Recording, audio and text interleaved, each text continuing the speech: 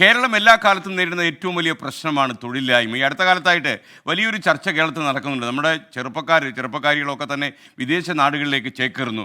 പഠിക്കാൻ പോകും, അത് കഴിഞ്ഞ് അവിടെ തന്നെ ജോലി തേടും, അവിടെ തന്നെ വിവാഹമൊക്കെ കഴിച്ച് അവിടെ തന്നെ സെറ്റിൽ ചെയ്ത് വല്ലപ്പോഴും ഒരിക്കൽ കേരളം കാണാൻ വരുന്നൊരു സാഹചര്യം ഉണ്ടാകുന്നു. ഇങ്ങനെ പോയാൽ 2040 ആകുമ്പോഴേക്കും കേരളത്തിൽ വാർദ്ധക്യത്തിൽ അണഞ്ഞ ആളുകൾ വൃദ്ധരെ മാത്രമേ കാണൂ, വൃദ്ധ കേരളമായിട്ടത് മാറും എന്നൊക്കെയുള്ള ആശങ്ക ഇപ്പോഴേ തന്നെ ഉയർത്തിയിട്ടുണ്ട്. ഞാനും ഇക്കാര്യം മുഖ്യമന്ത്രിയുടെ ശ്രദ്ധയിൽപ്പെടുത്തിയിട്ടുണ്ട്. എനിക്കും ആശങ്കയുണ്ട് എന്നുള്ളതാണ്.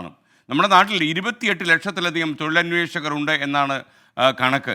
ഏതാണ്ട് 10-45 ലക്ഷത്തിലധികം ആളുകൾ കേരളത്തിൻ്റെ വെളിയിൽ നിന്ന് ബംഗാൾ, ആസാം, ത്രിപുര, അതുപോലെ മറ്റുള്ള ചില വടക്കിഴക്കൻ സംസ്ഥാനങ്ങളിൽ നിന്നൊക്കെ ആളുകൾ കേരളത്തിലേക്ക് വരുന്നുണ്ട്. അവരുടെ കൊച്ചു ഗൾഫായിട്ട്, മിനി ഗൾഫായിട്ട് ഇത് മാറുകയും ചെയ്തു.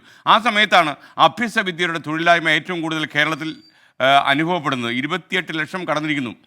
ഏതാണ്ട് ഈ 28 ലക്ഷത്തിലെ 18% ആളുകൾ ബിരുദാനന്തര ബിരുദവും നേടിയവരാണ്. വിശ്വസിക്കാനാകാത്ത കാര്യമാണത്. പക്ഷേ ഏറ്റവും പ്രധാനപ്പെട്ട കാര്യം, ഞാൻ കഴിഞ്ഞൊരു ദിവസം നമ്മുടെ അവിടെ ചായയൊക്കെ കൊണ്ടു കൊടുക്കുന്ന ഒരു പയ്യൻസ് എന്നോട് പറഞ്ഞു, ഞാൻ ഇന്നും കൂടെ ഉള്ളൂ, നാളെ മുതൽ ഞാൻ വേറൊരു ജോലിക്ക് കയറുകയാണ് എന്ന് പറഞ്ഞു. അപ്പം ഞാൻ ചോദിച്ചു, നിനക്കെന്താ ജോലി? അപ്പോൾ അവൻ പറഞ്ഞപ്പോൾ നല്ല ജോലിയെക്കുറിച്ചാണ് പറഞ്ഞു. അപ്പോൾ എന്നോട് പറഞ്ഞു, ഞാൻ കമ്പ്യൂട്ടർ എഞ്ചിനീയറിംഗ് കഴിഞ്ഞാണെന്ന് പറഞ്ഞു. എനിക്ക് ഏറ്റവും സന്തോഷമുള്ളൊരു കാര്യം എന്താണെന്ന് ചോദിച്ചാൽ, ഞാൻ ചോദിച്ചു, നീ എന്തിനാ അപ്പോൾ ഈ ചായ കൊടുക്കുന്ന ജോലി ചെയ്തത്? വേറെ എന്തെങ്കിലും ജോലി നമുക്ക് നോക്കാമായിരുന്നല്ലോ എന്ന് പറഞ്ഞപ്പോൾ പറഞ്ഞത്, സാർ ഞാനത് മറച്ചു വെച്ചതാണ്. കമ്പ്യൂട്ടർ എഞ്ചിനീയറിംഗ് എന്ന് പറഞ്ഞാൽ ചിലപ്പോൾ എനിക്ക് ജോലി കിട്ടത്തില്ലല്ലോ. മാത്രമല്ല കമ്പ്യൂട്ടർ എഞ്ചിനീയറിംഗ് പഠിച്ചതുകൊണ്ട് ചായ കൊടുത്തുവിടാമെന്നുണ്ടോ? എനിക്ക് ഇവിടെ അപ്പോൾ അതിന് ജോലി അവസരം ഉണ്ടായിരുന്നുള്ളൂ, ഞാനതിൽ കയറി, ഞാൻ സന്തുഷ്ടനാണ്. അപ്പോൾ ഈ ഒരു മനോഭാവം നമ്മുടെ യങ്സ്റ്റേഴ്സിൽ, യുവതലമുറയിൽ മാറിയിരിക്കുന്നു. പണ്ടൊക്കെ ആളുകൾ ഇങ്ങനെ ഡിഗ്രിയോ PGയോ ഒക്കെ എടുത്തു കഴിഞ്ഞാൽ ഒരു ചായ കൊടുക്കുന്ന പരിപാടിയിലേക്കൊന്നും മാറാൻ അവർക്ക് വൈമുഖ്യമുണ്ട്, നാണക്കേടുമുണ്ട്. വീട്ടുകാർക്ക് നാണക്കേടാണ് പുറത്ത് പറയാൻ. എന്നാൽ ആ നാണക്കേടിൽ നിന്നൊക്കെ നമ്മൾ കടന്നു പോയിരിക്കുന്നു യുവത. വളരെ സന്തോഷം, അഭിമാനം. ഇനി നമ്മൾ പറഞ്ഞു വന്ന കാര്യത്തിലേക്ക് തിരിച്ചു വരികയാണ്. ഉന്നത വിദ്യാഭ്യാസം സിദ്ധിച്ച ആളുകൾ ഇത്രയധികം തൊഴിൽരഹിതർ എന്തുകൊണ്ട് കേരളത്തിൽ ഉണ്ടാകുന്നതെന്ന് ഞാൻ പലപ്പോഴും ആലോചിക്കാറുണ്ട്. കാരണം വളരെ സിമ്പിളാണ്. തൊഴിലധിഷ്ഠിത വിദ്യാഭ്യാസം കേരളത്തിൽ കാര്യമായി നടപ്പായിട്ടില്ല. കേരളത്തിലെ തൊഴിൽ സ്ഥാപനങ്ങളുടെ എണ്ണം കുറവാണെന്നുള്ളത് മറ്റൊരു കാര്യം. ഈ പഠിച്ചിറങ്ങിയ ആളുകൾക്ക് പറ്റി ജോലി കൊടുക്കാൻ പറ്റുന്ന സ്ഥാപനങ്ങൾ കേരളത്തിൽ ഉണ്ടാകുന്നില്ല.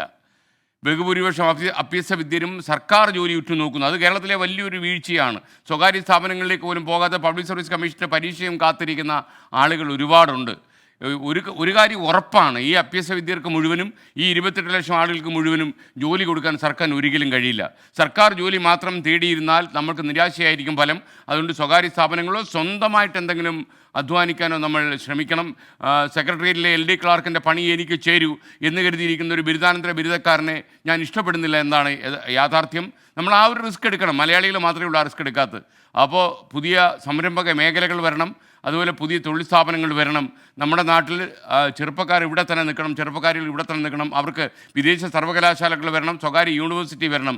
ഇതൊക്കെ വന്ന് നല്ല വിദ്യാഭ്യാസം കൊടുത്ത് നല്ല തൊഴിലധിഷ്ഠിത കോഴ്സുകളൊക്കെ പഠിച്ച് അതിന് പറ്റിയ സ്ഥാപനങ്ങളൊക്കെ ഉണ്ടാക്കി കേരളം കുറച്ചുകൂടി മെച്ചപ്പെടട്ടെ. അതാണ് എൻ്റെ സ്വപ്ന കേരളം. നിങ്ങളുടെ കേരളവും അങ്ങനെ തന്നെയാണെന്ന് ഞാൻ വിശ്വസിക്കുന്നു. അല്ലെങ്കിൽ പിന്നെ നമുക്കൊരു വേ ഔട്ടേ ഉള്ളൂ, വൃദ്ധ കേരളമായിട്ടിത് മാറും.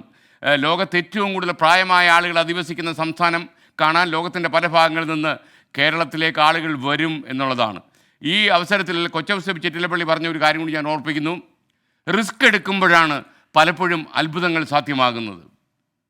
അതെ, റിസ്ക് എടുത്തവരേ ജീവിതത്തിൽ രക്ഷപ്പെട്ടിട്ടുള്ളൂ എന്നത് ഏറ്റവും പ്രധാനപ്പെട്ട കാര്യമാണ് സാർ ചെറ്റിലപ്പള്ളി. അത് സത്യമാണ്.